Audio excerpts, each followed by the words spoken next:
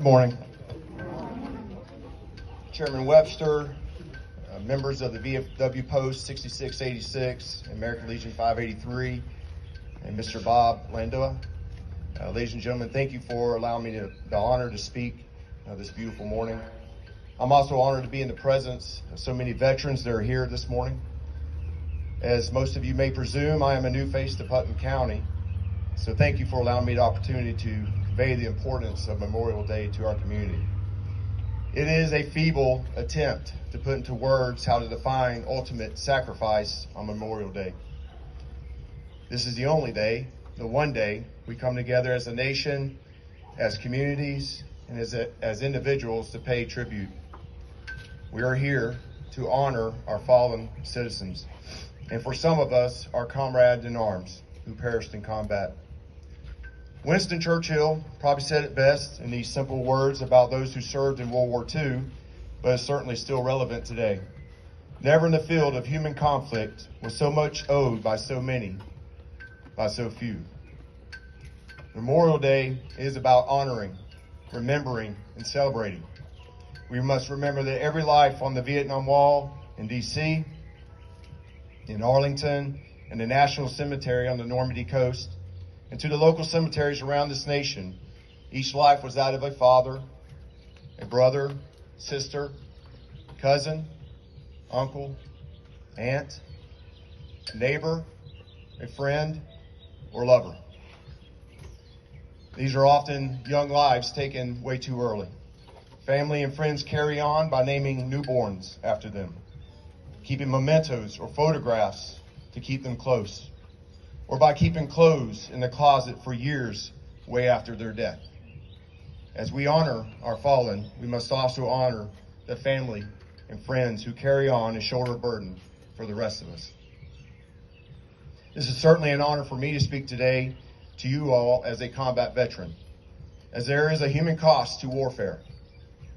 It is the responsibility of combat veterans to remind our fellow citizens that war is destructive, is traumatic, and is violent.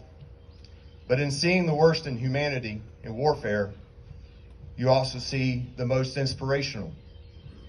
To witness courage, duty, commitment, camaraderie, and sacrifice in its full measure, it makes a heart full.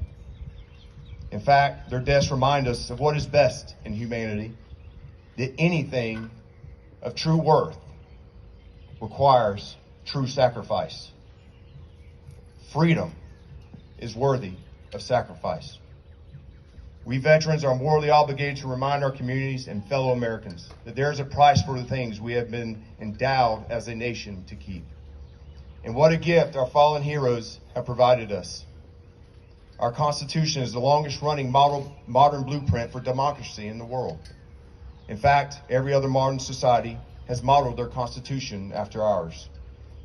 Their sacrifice has given this. This is the least violent and most peaceful period of time across the spectrum of conflict in human history. Their sacrifice has given this.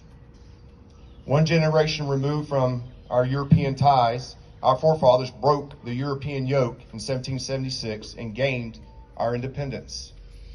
Our freedom, a gift, comes from their sacrifice. In small towns and in rural enclaves across the new republic, 160 years ago, brothers and cousins fought to settle the matter of equality for all.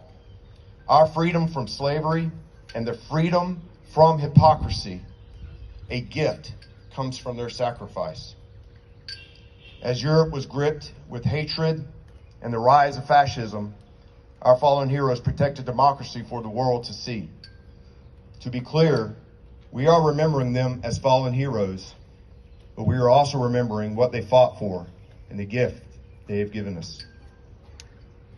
Memorial Day is a solemn reminder, but it is also a powerful testament of reminding us of our national values, foundational truths, and the promise for the future.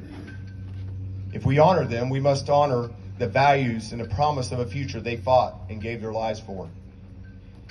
These few who served as they did in that cool April morning in Lexington in 1775 to our more recent global war on terrorism.